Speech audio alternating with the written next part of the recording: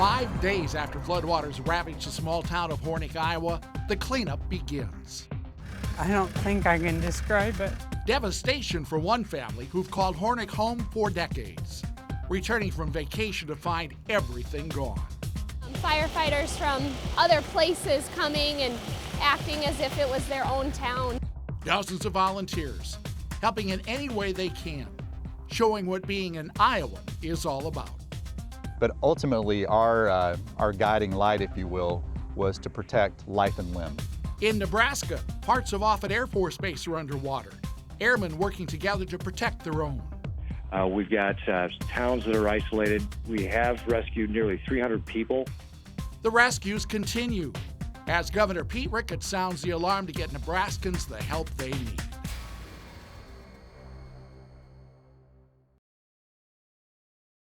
This is Siouxland News at 5 on KMEG 14. It's happening again. Floodwaters are rising along the Missouri and Big Sioux rivers. This is a live look along the Missouri River from our Skywatch camera, where you can see how much the river has left its banks and flooded the Scenic Park campground. And tonight we have team coverage from around Siouxland. Our Siouxland News team has been following the rising waters all day. Meteorologist Lynette Grant is in Sioux City along the riverfront. Our Yetzka Warren has been tracking floodwaters in Dakota Dunes and North Sioux City. And our Cynthia Monroy is in South Sioux City, where rising waters have closed a number of roads along the river. We begin now in Sioux City, where rising waters closed a major intersection this morning. The northbound lanes of the Hamilton Boulevard intersection under Interstate 29 had to be closed around 4:40 this morning after floodwaters from the Missouri River covered the roadway.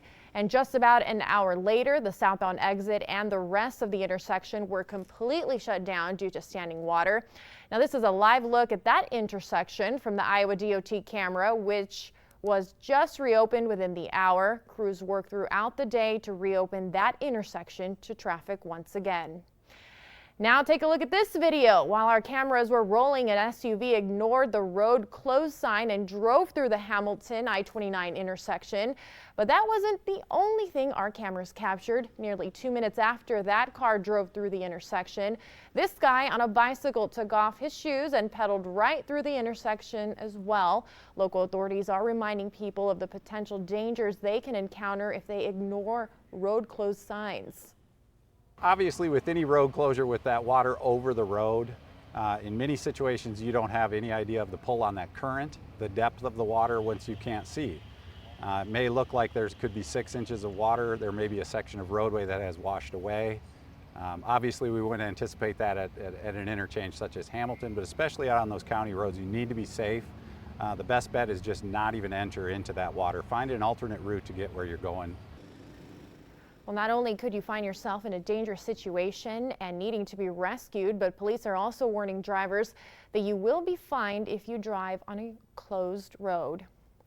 We begin our team coverage tonight not far from that intersection along the Missouri River in Sioux City. That is where we find meteorologist Lynette Grant. And Lynette, how do these water levels compare to what we saw earlier this spring?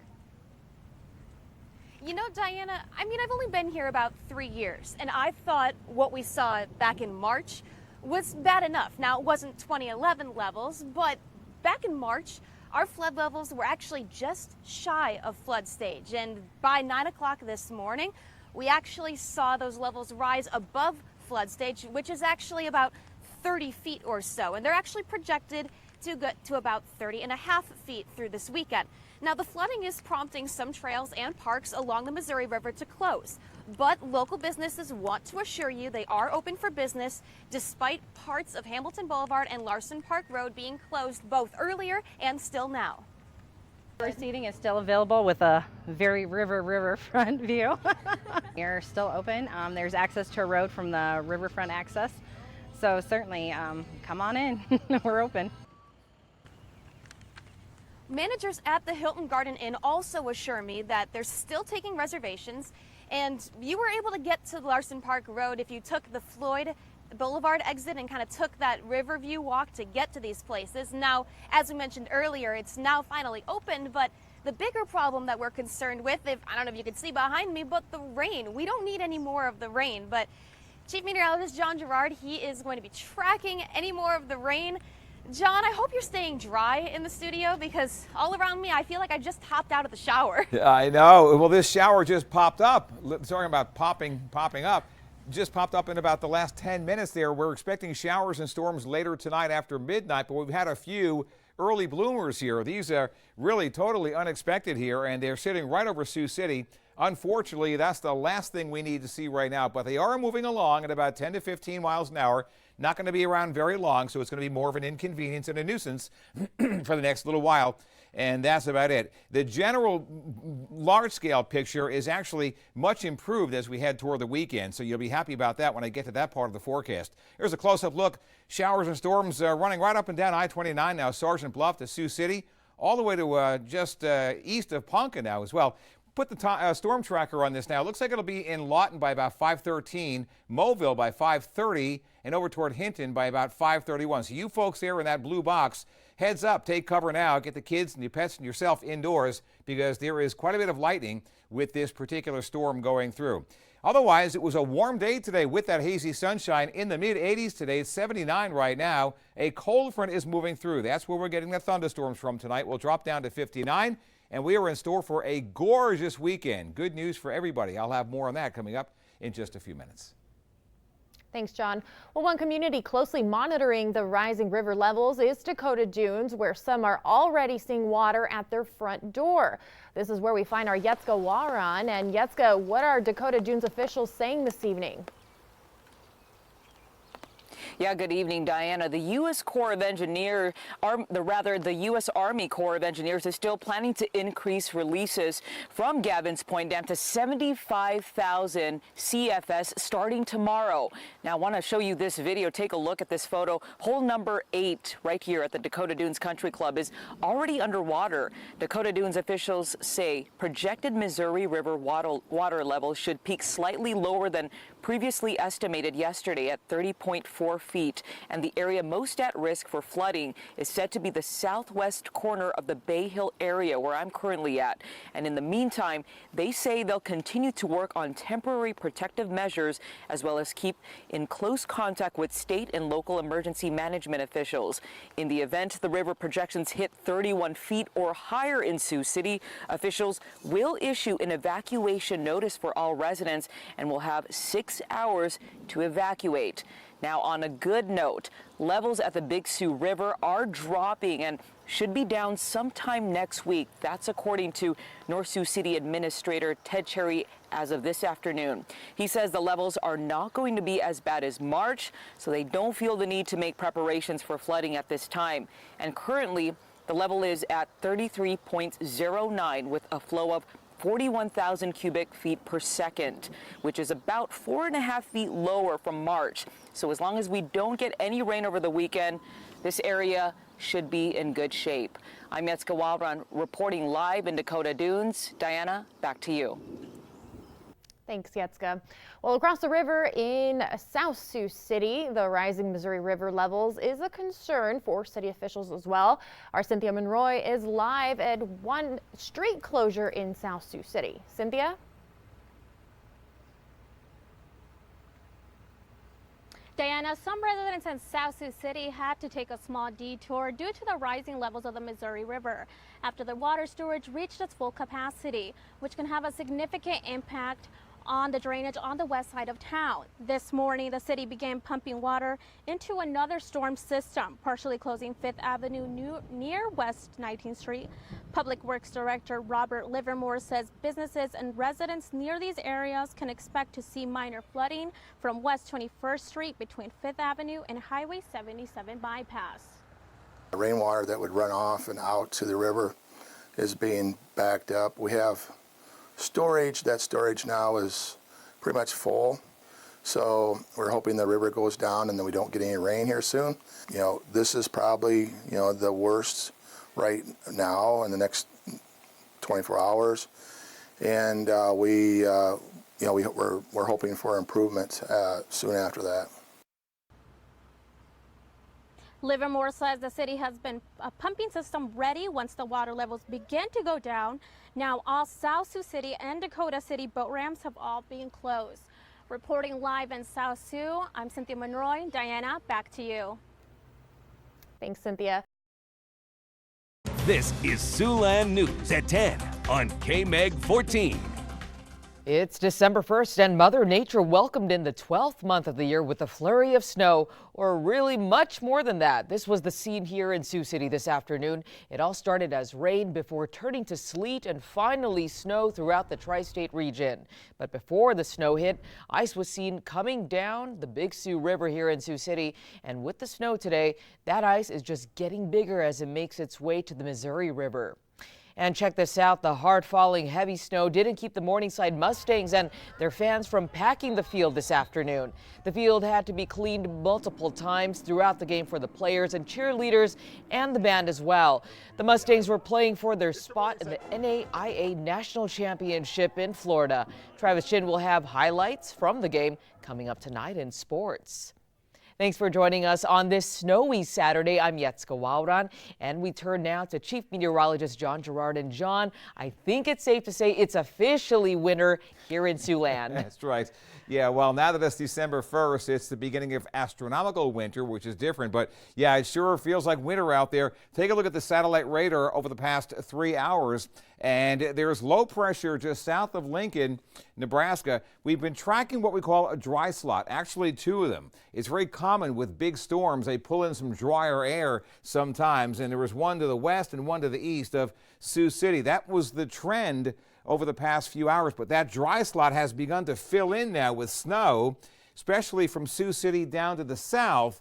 And that's where the snow is becoming especially moderate to heavy right now. We're just on the northern fringes of that in Sioux City, but over toward eastern Nebraska, it's been snowing all day and all night so far. The rain that was down south toward Monona County is now switched over to snow from Ottawa all the way down to places like Tacoma, Woodbine, and down toward Blair. That's where the heaviest snow is actually falling right now.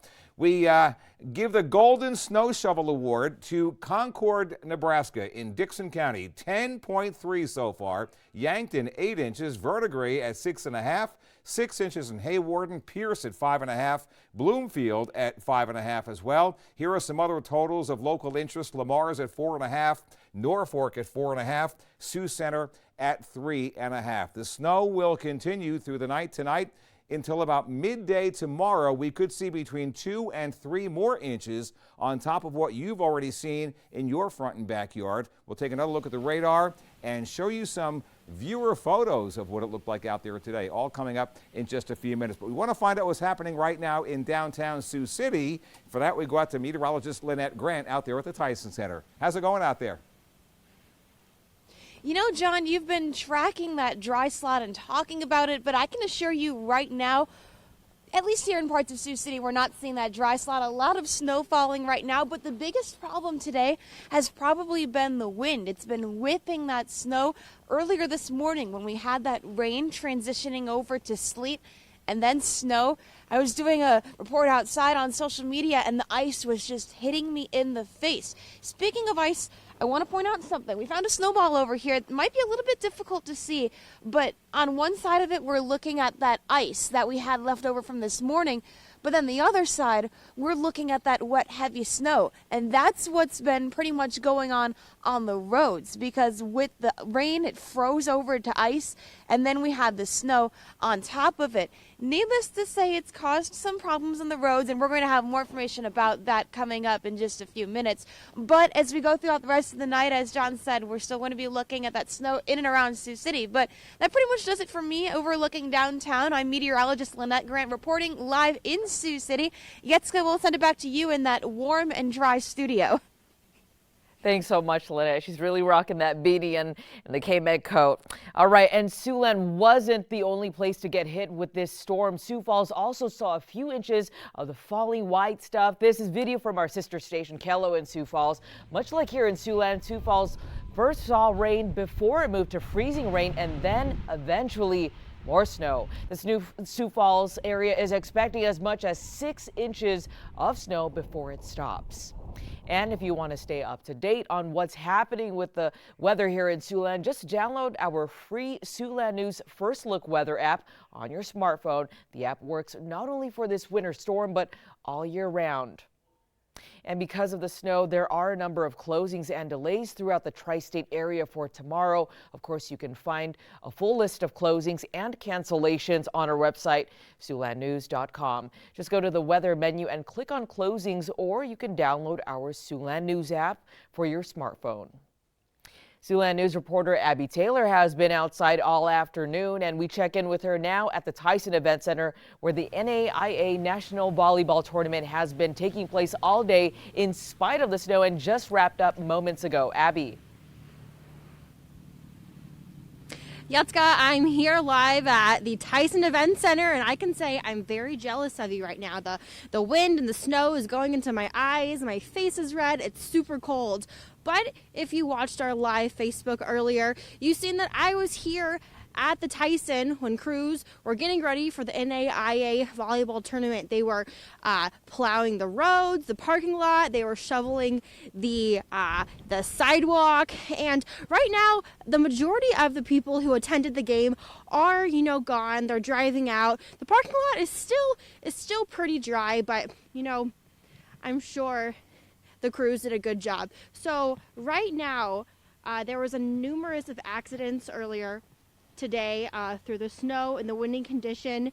I-29 southbound was blocked near Floyd Boulevard after a semi jackknifed. Traffic was rerouted for a few hours at the Hamilton exit while crews moved the truck. So far, that's all we know. Yatska, I'm going to send it back to you live at the Tyson Event Center. Abby Taylor. Abby, thanks so much for that great coverage. And be sure to check road conditions before heading out the door in the morning. Of course, this is a live look at current road conditions in Northwest Iowa, where most roads are listed as partially snow covered. You can find the up-to-date conditions and snowplow cameras on the Iowa 511 website or the free Iowa 511 app. Nebraska and South Dakota also have their own 511 websites and free apps for your smartphone as well. Semi over the road. Good night. Look at that. It just now knocked the semi over. It's going right through a house. Oh no. Right through a house. Look at that. Pull back wide. Pull back wide. Look at the debris. Look at all the debris.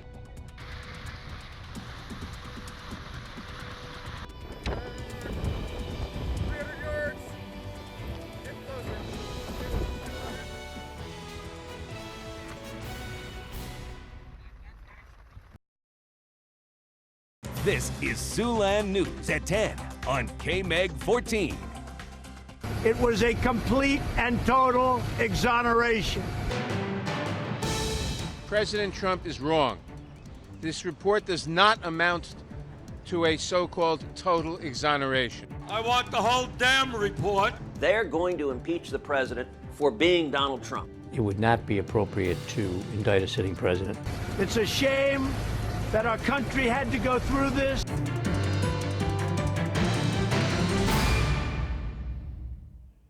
President Trump is declaring victory tonight after a summary of that long-awaited Russia probe, and its findings were made public. But Democrats warn this isn't over yet. Thanks for joining us. I'm Abby Taylor. And tonight we have team coverage on Capitol Hill. James Rosen has a look at what is next now that the report is complete. But we begin with Sinclair's chief political correspondent, Scott Thuman, who shows us the impact of that controversial report. It was a complete and total exoneration. It's a shame that our country had to go through this. President Trump boasting Sunday of what appeared to be a major legal victory. The Justice Department's summary of Robert Mueller's almost two-year investigation showing he couldn't find proof of election interference between the Trump campaign and Russians. Although regarding possible obstruction, well, that couldn't be determined, quote, one way or the other. Mueller indicating while there isn't a conclusion Trump committed a crime, that doesn't exonerate him. Trump's campaign citing the roughly 19 government lawyers, 500 search warrants, and 2,800 subpoenas, and quickly sending out a video attacking his attackers. We know there was collusion with people in the campaign. All the resources he needed, all the time that he needed, subpoena power, I think at the end of the day, this could put this all to rest and we can move on and continue to do the job that we're supposed to be doing. That's merely wishful thinking for Republicans, since there are still multiple congressional investigations underway, and as always, Democratic murmurs of impeachment. I want the whole damn report, because nobody, especially this president, is above the law. Speaker Nancy Pelosi and Senator Chuck Schumer are demanding access to all of Mueller's underlying documents, setting up yet another possible fight. We are going to take it as far as necessary to make sure that we do. We have an independent obligation to share the facts with the American people. In Washington, I'm Scott Thuman.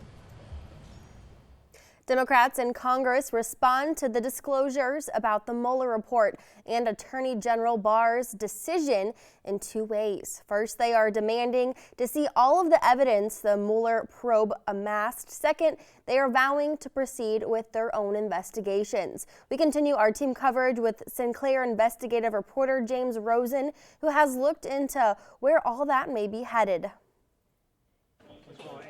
Even though special counsel Robert Mueller exonerated Donald Trump and his campaign of collusion with Russia in 2016, and even though the Justice Department ruled out an obstruction of justice case against President Trump, veteran prosecutors say his legal troubles are far from over.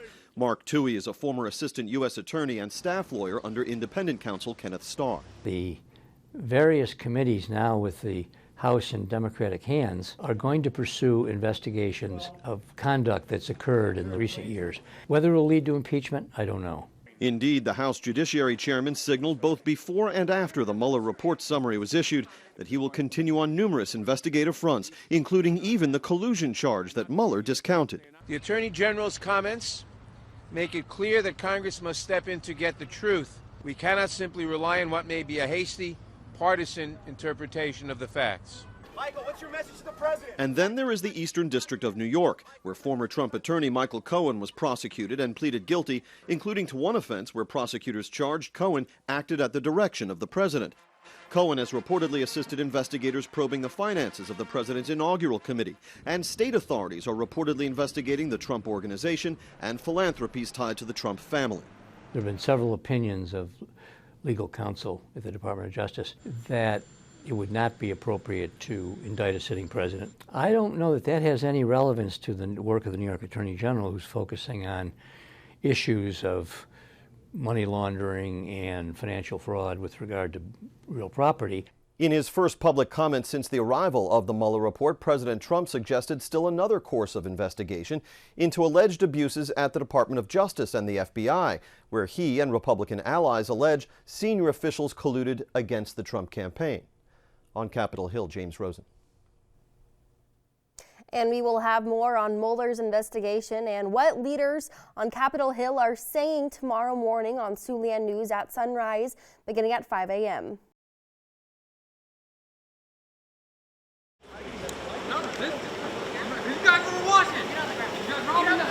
I'm not resisting. Get on the ground. That's a necessary, officer. Let me get your name. Let me get your name, officer. No, name you be so rough. I'm not resisting. Two men are in custody after a police pursuit that began in Merrill and came to an end on Sioux City's north side this afternoon. Siouxland News was there as both men in the car were taken into custody. Thanks for joining us. I'm Abby Taylor. It was a busy Saturday for authorities in Siouxland as Sioux City police respond to a shooting, plus continue to investigate a hit and run involving a young boy. But first, we begin with that multiple city pursuit. Around 3 this afternoon, Merrill police attempted to stop a white Chevy Cavalier after they believed the driver to be intoxicated. That driver led Merrill authorities on a chase that went down Highway 75 to Sioux City before coming to an end at 36th and Douglas after the driver struck a landscaping stone. One of the men in the car did take off on foot. Police from Merrill and Sioux City did draw their weapons before taking him into custody. There were no shots fired. A second man was seen resisting arrest before he was taken away in handcuffs. While no one was injured in the pursuit, one police car did sustain some damage, but not from the chase itself. After one of the subjects was in custody, he did break out one of the squad car windows, so he'll also be charged with that. 21-year-old Dennis Lawson and 24-year-old Enrique Nino Estrada were arrested and have been booked into the Woodbury County Jail. They are each facing multiple charges following that pursuit. No other details are being released at this time. Sioux City Police also investigating an early morning shooting that sent one to the hospital. That shooting happened around 5 a.m. on the 1400 block of Summit Street. A juvenile was found with a gunshot wound and was taken to Unity Point Health, St. Luke's. Their condition is not known at this hour. 20-year-old Tristan Baltzar Flores and 21-year-old Chase Weisberger were both arrested in connection to the shooting. A Sioux City mother is looking for answers after her 6-year-old son was hit by a car while crossing the street. I spoke with the mother earlier this afternoon, and she says accidents happen, but the driver should have stopped. Now we want to warn you, some of the footage you are about to see could be graphic for some users. It was a cry for help no parent would want to hear. Scream is what got me. Mom, Jeremiah got hit by a car. Jeremiah got hit by a car. Sioux City mother Sarah Decker says Friday evening she allowed 2 of her children to walk across the street to ask their friends to play. Except when they were making their way across Davis Avenue in Morningside, a driver of a silver car hit her 6-year-old son, Jeremiah. My daughter said that he flew. So he was in the midst of air, and as he came down, his face smacked the pavement. The accident left his front teeth chipped and pushed back, which will require surgery in the future. A busted lip, a hurt leg, and bruises everywhere. I'd asked my daughter if the car was out there, who had hit him. She said, no, Mom, the car didn't stop. The car didn't, pull over or anything. Leaving Decker speechless on why the driver didn't stop. Whoever did it knew they hit a child. You just know. I mean, I've hit rocks, I've hit potholes, that's enough to catch my attention, period. Decker says she isn't stopping until she finds out who did this.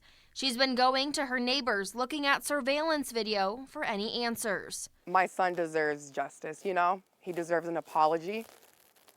Accidents, like you said, do happen, but the fact that you took off on my son, you didn't stop, you didn't pull over, you didn't call an ambulance, the police, nobody. You hit a child, you hit my child.